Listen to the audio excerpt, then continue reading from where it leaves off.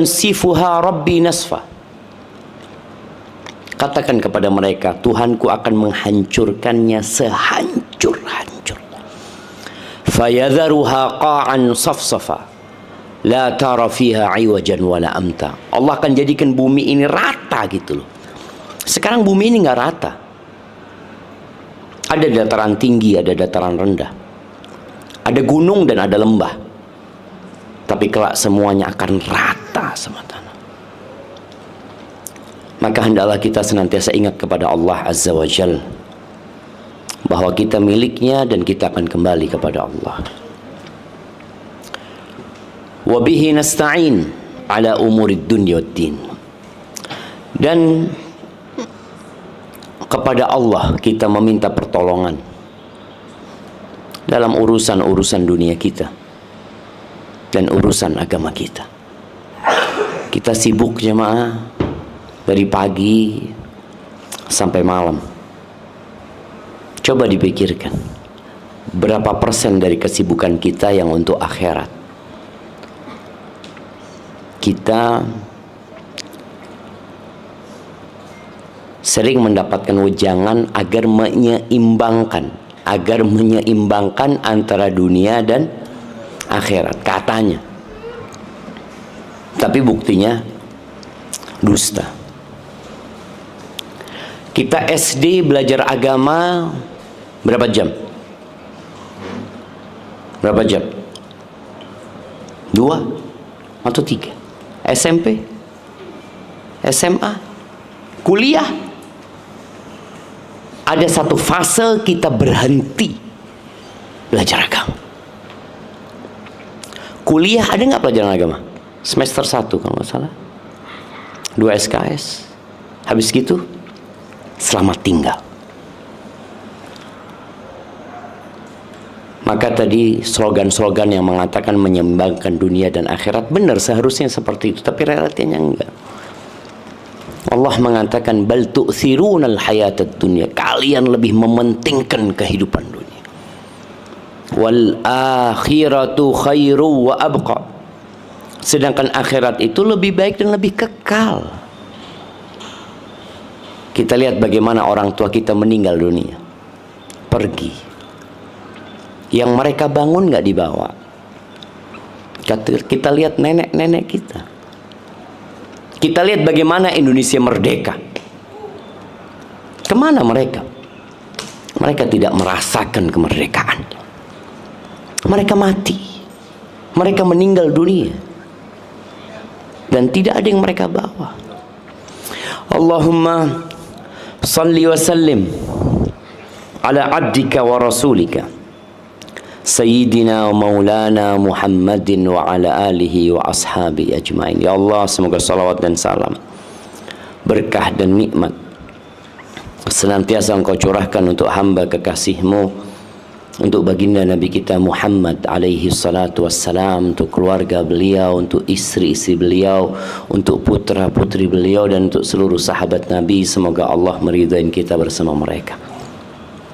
Amma ba'd. Apa temanya tadi? Syukur, bersyukur. Ya, bersyukur nih Ammar hadir di dunia. Ya Ammar, engkau akan lihat dunia ini terlaknat. Semua yang kita sentuh itu akan hancur. Kita kalau bicara tempat yang dikutuk, tempat itu akan hancur. Dan semua yang kita sentuh dalam kehidupan ini akan hancur. Tidak ada kesenangan di muka bumi ini kecuali dibalut dengan kesedihan. Tidak ada yang tertawa dari pagi sampai sore, kecuali mungkin di sore hari dia akan menangis. Hari ini ada yang dilahirkan, dan di hari ini pula banyak yang dikebumikan. Itulah kehidupan. Bicara syukur, kita itu makhluk yang tidak pandai bersyukur. Tidak pandai bersyukur.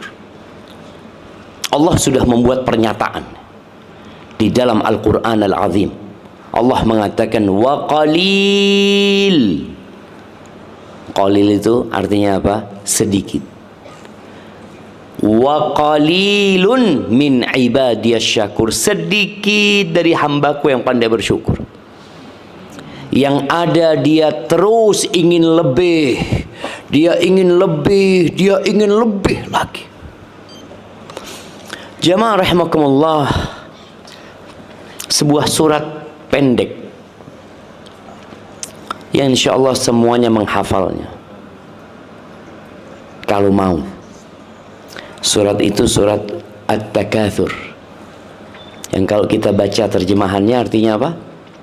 Bermegah-megahan, berbanyak-banyakan. Allah Azza wa Jalla mengatakan alhaakumut takatsur. Kalian itu dibuat lalai dengan bermegah-megahan, dengan banyak-banyakan harta, padahal nggak dibawa mati. Sampai Nabi alaihissalatu wasallam mengatakan yaqulu ibnu Adam, anaknya Adam ini, manusia ini berkata, mali, mali, mali, hartaku, hartaku, kata dia. Itu rumah milikku, itu usahaku, itu mobilku, itu tanahku.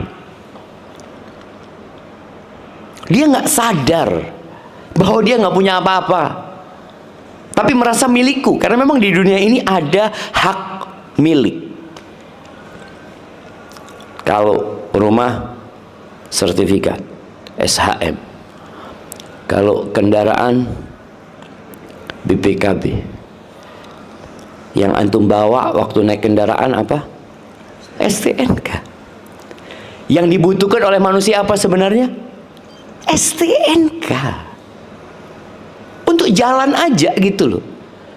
Ada orang bawa BPKB di mobilnya? Nggak ada. Dia mau tunjukin sama orang ini mobilku, nggak ada. Dia pakai, orang lihat, ya sudah milik dia seperti itu. Tapi ada dalam hati itu suka memiliki, padahal tidak memiliki apa-apa. Makanya ketika Nabi alaihissalatu menjelaskan yaqulu ibnu Adam mali mali, anaknya Adam mengatakan hartaku, milikku, milikku, walaysa laka min malik. Nabi menegaskan, dan tidaklah yang menjadi milikmu kecuali tiga. Ma akalta fa'afnit. Siapa yang udah makan jagung? Oh, ana makan jagung tadi. Yang engkau makan kemudian dia akan musnah, itu milikmu. Walaupun kita tahu jagung ini nggak ada SHM-nya, nggak ada, tapi tadi kita makan, itu jadi milik kita jemaah. Itu yang pertama. Yang kedua, malabistahu fa'ablik, yang engkau kenakan, baju yang kau pakai sampai usang.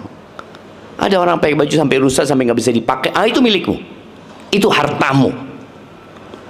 Yang ketiga, wa ma tasaddaqta fa'amdai, yang engkau keluarkan untuk sedekah kemudian engkau simpan, itu milikmu. Sisanya fatarikuhu linnas, sisanya milik orang. Milik orang. Kita lihat sebagian kita akan pergi meninggalkan dunia dan dia baru tahu ternyata aku nggak punya apa-apa.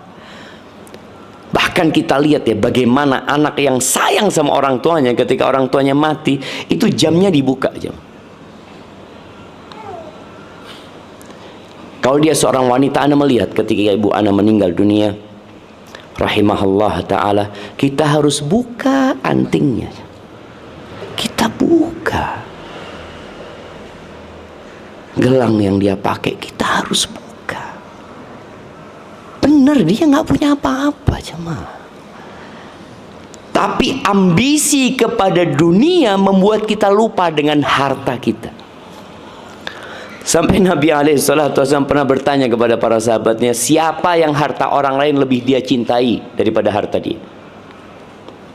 Kata para sahabat, ya nggak ada lah, masa kita suka sama mobil-mobilnya orang, tetangga beli mobil baru, tiap hari kita datang mandiin gitu ya, nggak ada.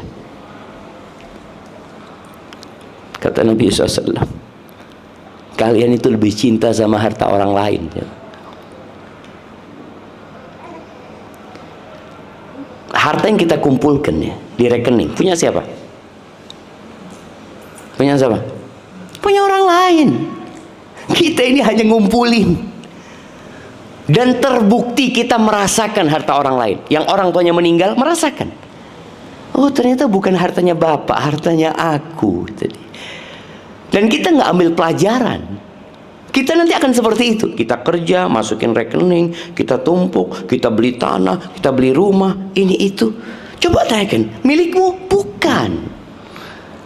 Makanya usahakan tatkala kita bersedekah itu,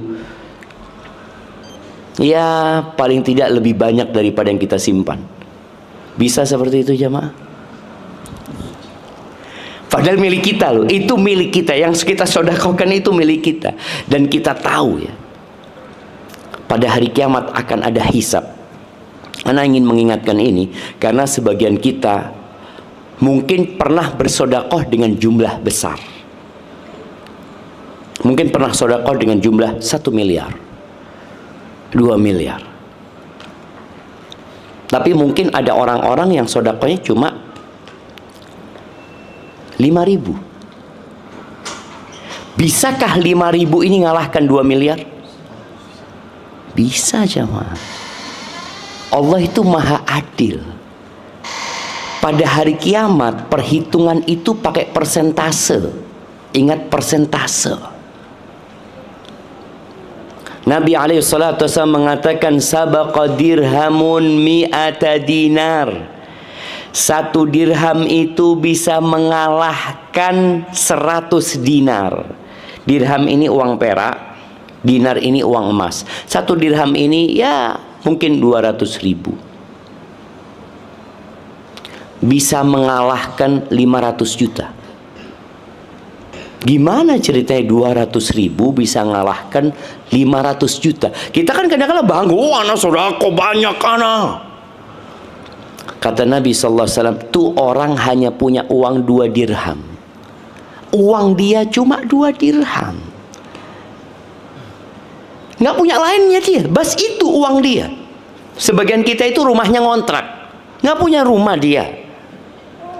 Kendaraannya ya kendaraan yang nggak mahal dia milikin. Dia punya gaji hanya segitu. Ada yang gajinya harian. Dia punya uang 2 dirham, anggap 400.000. 200.000 dia sedekahkan, dia infakkan. Berapa persen dari hartanya?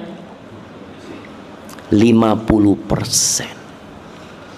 Sedangkan orang yang sedekah 500 juta itu uangnya 1 triliun. Berapa persen jemaah? Jemaah, kalau 500 juta itu berapa persen dari 1 triliun? 0,05, nggak sampai 1%. Loh, enggak lah. 0,5. 1%-nya aja sudah. Wah, 1%-nya 10 M. 1%-nya itu 10 miliar. 1%. Dia ini 500 juta berarti 0,05%. Lebih banyak mana berarti sedekahnya sama yang 200.000 itu? 200.000 lebih banyak. Cuma kita kadang-kadang merasa sudah banyak, sedikit. Jadi kalau sedekah itu bandingkan dengan yang ditinggal. Bukan dilihat nominal yang dikeluarin, tapi bandingkan dengan yang tersisa. Kita kadang-kala ada kotak amal ngeluarin 100.000, seakan-akan banyak kan. Di sebelah kita cuma ngeluarin 2.000. Kita merasa Masya Allah 100.000. Ternyata yang 2.000 cuma punya duit, ya 2.000 itu dia, nggak punya lainnya. Terus gimana dia? Ya, ntar lagi kerja kata dia. Bismillah, rezeki ada dari Allah SWT. Maka kita perlu bermuhasabah tentang bagaimana kita memandang kepada dunia ini. Kita rakus dengan dunia yang tidak kita miliki dan kita tidak bawa mati. Rasul SAW pernah bertanya kepada Ad-Dhahhak, ya Dhahhak, ma ta'amuka? Dhahhak, apa makananmu? Dia mengatakan al-lahm wal laban, Kata dia, makananku daging sama susu. Kenapa? Ya di Mekah nggak ada pertanian, jemaah, nggak ada perkebunan. Jadi kalau yang bilang diet keto itu ya mereka memang ya nggak ada lainnya, ya bukan diet mereka. Kalau ada roti ya dia makan roti itu, cuma kan nggak selalu ada. Kata dia daging sama susu. Berarti ini orang kaya juga, jemaah. Ila madza yasir. Terus itu daging sama susu jadi apa? Jadi apa, jemaah? Itu Dhahak nggak berani ngomong deh. Dia mengatakan ila ma qad alimtahu ya Rasulullah. Menjadi sesuatu yang kau sudah mengetahuinya ya Rasul. Lalu kata Nabi SAW, innallaha daraba mat'am ibn Adam mathalan lid dunya. Allah jadikan makanan manusia itu permisalan buat dunia. Permisalan buat dunia. Walaupun makanan itu dihiasi, ana nggak kebayang ya. Makanan itu dihiasi. Tapi sekarang ana bisa melihat bagaimana di restoran-restoran bintang 5 itu ya. Makanan itu dihias ya sama chefnya ya.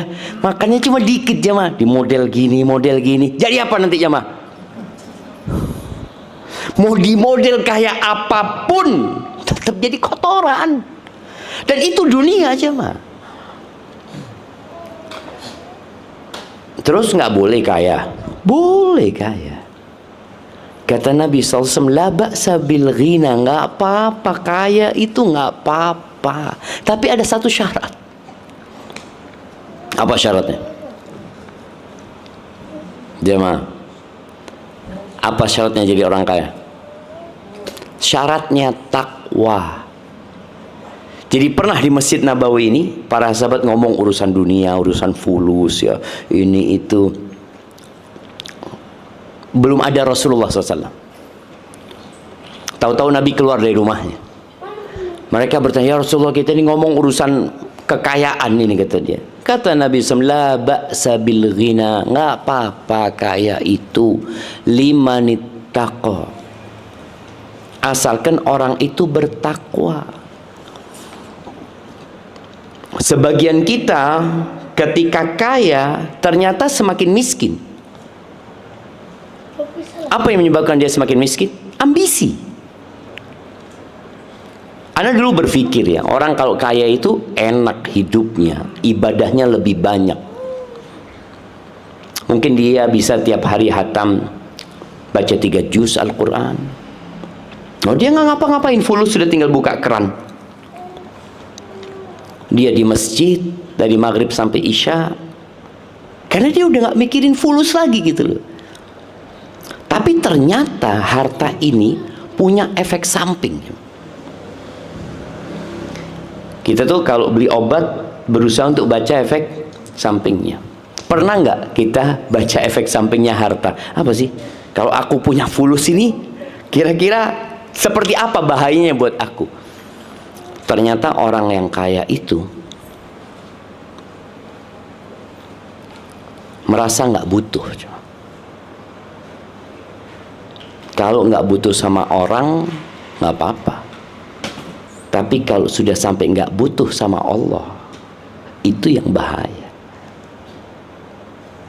Doanya nggak lagi panjang. Orang kalau nggak punya itu doanya panjang. Karena dia nggak tahu besok makan apa. Sebagian kita tahu, insya Allah 2 tahun lagi masih ada harta. Kalau dia nggak kerja, cukup gitu. Atau 10 tahun cukup. Sehingga dia jadi memohonnya kepada Allah, jadi ini efek-efek samping ya. Artinya kita bisa hindarin hal itu. Makanya kata Allah Azza wa Jalla, innal insana la yatgha. Sesungguhnya manusia itu benar-benar melampaui batas. Kapan? Ketika dia merasa nggak butuh. Dan itu yang dikhawatirkan buat orang-orang yang punya harta lebih. Dan tadi disebutkan bahwasanya orang kaya itu bisa jadi miskin dia jiwanya. Makanya kita nggak peduli lagi untuk mengumpulkan harta, apakah dengan cara halal atau haram. Kita nggak pernah belajar kadang-kala jamaah, mana sih yang halal, mana sih yang haram. Ya semuanya diterabas, yang penting anak tidak nyakitin orang ya. Padahal dalam usaha, bisnis, kerja, dagang, apapun itu ada halal haram. Akan datang satu masa, kata Nabi SAW, la yubalil mar'u, datang satu masa orang nggak lagi peduli dari mana dia dapat harta, dari halal atau haram. Terus dia cari harta. Apa yang harus kita lakukan sekarang ini? Yang perlu kita lakukan adalah bermuhasabah, mengevaluasi kenapa kita kerja, jemaah. Untuk apa, jemaah? Buka usaha lagi, buka usaha lagi, buka usaha lagi, mati. Lalu terus buat apa sebenarnya? Maka jadikan ambisi kita itu akhirat. Buka usaha supaya kita bisa lebih dekat sama Allah Subhanahu wa taala. Buka usaha supaya Anda bisa membantu dakwah ini. Buka usaha supaya Anda bisa menyekolahkan anak-anak yatim. Soalnya sebagian orang sudah sampai titik dia udah nggak butuh. Jadi tambahan harta dia itu nggak ada gunanya. Kapan harta itu berguna? Ketika dia butuh. Dan kita tahu ya, harta ini baru bermanfaat kalau kita keluarkan. Kalau di rekening kita nggak ada manfaatnya, hanya angka. Kapan bermanfaat? Ketika dikeluarkan. Sebagian kita sampai titik udah nggak ada, tambahannya ini udah nggak ada gunanya. Tambah nol pun nggak ada. Cuma nggak ada. Aku nggak mau beli apa lagi. Kalau dia butuh rumah, dia beli rumah udah punya. Oh, dia butuh umpamanya beli mobil, udah ada mobil. Dia butuh, nggak ada. Jadi sampai fase tambahan nol itu nggak ada gunanya sama sekali. Manfaatnya cuma apa? Cuma lihat di rekening. Oh, masya Allah, tambah nolnya. Besok, oh masya Allah, tambah nolnya. Tapi manfaat udah nggak ada. Maka jangan sampai seperti itu. Niatkan buat akhirat. Nol itu akan terus bermanfaat. Alhamdulillah, anak mau bangun masjid lagi, dapat solusi. Anak ingat ya cerita jemaah haji. Waktu itu anak kerja jadi koresponden sebuah radio ya. Anak tanya ke satu jemaah, udah tua dia. Bapak udah berapa kali haji? Anak tanya. Kalau lihat penampilannya, ya Allah, kayak orang nggak punya. Alhamdulillah, saya sudah 3 kali Pak Ustadz, katanya. Loh, gimana ceritanya, kata dia. Iya, waktu pertama saya haji Ustadz, sama istri, kata dia. Saya ngomong sama istri, nanti kalau kita punya rezeki lagi, kita nggak usah haji ya, kata dia. Kita bangun masjid. Kata istrinya, iya mas, orang Jawa dia. Subhanallah Ustaz, kami pulang dikasih rezeki sama Allah. Itu tambahan nol itu terus tambah. Akhirnya kita bangun masjid Ustaz. Alhamdulillah. Selesai bangun masjid Ustaz, tambah lagi rezekinya Ustaz.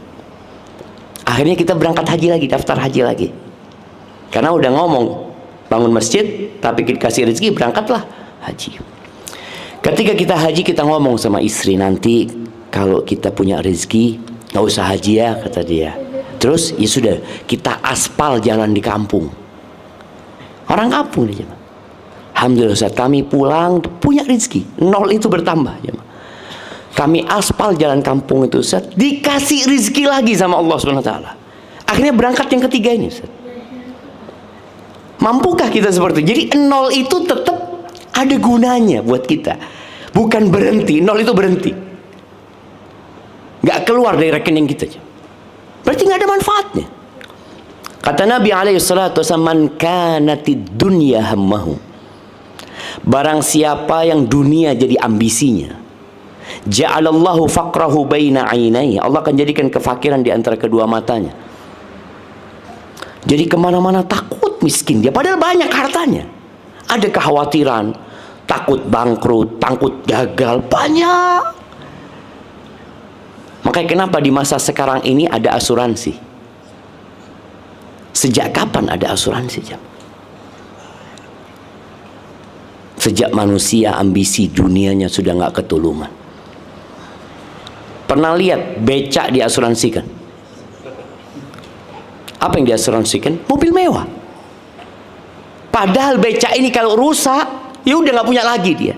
Yang punya mobil mewah ini rusak, dia bisa beli baru lagi padahal. Tapi kenapa dia harus asuransi? Takut, jemaah. Takut. Ini yang namanya azab nafsi, azab jiwa. Allah jadikan kefakiran di antara kedua matanya.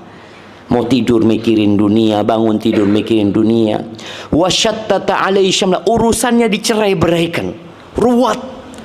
Yang seharusnya dia sudah istirahat, enggak, tetap capek dia, jemaah. Yang ketiga, walam ya'tihi minad dunya illa ma qaddara lahu. Dunia tidak akan datang kecuali yang sudah ditakar buat dia. Tadi yang kita bicarakan, yang dimakan, yang dipakai, yang disedekahkan. Bas itu aja yang datang. Cuma ambisi ini yang membuat dia lelah sebenarnya, cuma. Tapi barang siapa yang akhirat ambisinya, ja'alallahu ghinahu fi qalbi. Allah jadikan hatinya kaya, jemaah. Kaya. Ya, ini ikut tingkatan iman ya. Antum lihat Abu Bakar bisa sodakoh dengan semua hartanya. Semuanya, jemaah. Umar bisa sodakoh dengan setengah hartanya. Setengah. Ya, ikut keimanan. Orang yang akhirat ambisinya, Allah jadikan kaya hatinya. Ketika Umar ditanya, apa yang kau sisakan buat keluargamu? Yang ditanya disisakan.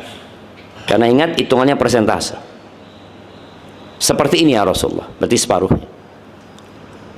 Abu Bakar ditanya, apa yang kau sisakan buat keluargamu? Lebih baik dari ini ya Rasulullah. Apa yang kau sisakan buat keluargamu? Allah dan Rasulnya. Sampai seperti itu imannya. Jadi tadi ketika orang ambisinya akhirat, Allah jadikan hatinya kaya, urusannya disederhanakan, dan Allah kirimkan dunia kepada dia, sedangkan dia nggak mau gitu. Aku mau mati, aku mau tinggalkan semuanya. Dikasih lagi sama Allah, dikasih lagi sama Allah. Ya udah, buat bekal dia ke akhirat. Maka jamaah rahimakumullah, banyak-banyak baca doa. Ada doa yang sering Nabi baca bersama sahabatnya, artinya dibacakan untuk sahabatnya. Agak panjang doa itu. Di antara permintaan Nabi SAW, wala taj'alid dunya akbara hammina. Jangan jadikan dunia itu ambisi kami yang paling besar. Jangan. Wala mablagha ilmina. Jangan sampai jadi tujuan ilmu kami. Ilmu kami cuma belajar buat dunia, belajar buat dunia, belajar buat akhirat kita, jemaah. Itu yang bisa Anda sampaikan, kurang lebihnya mohon maaf. Kalau ada pertanyaan, dipersilahkan.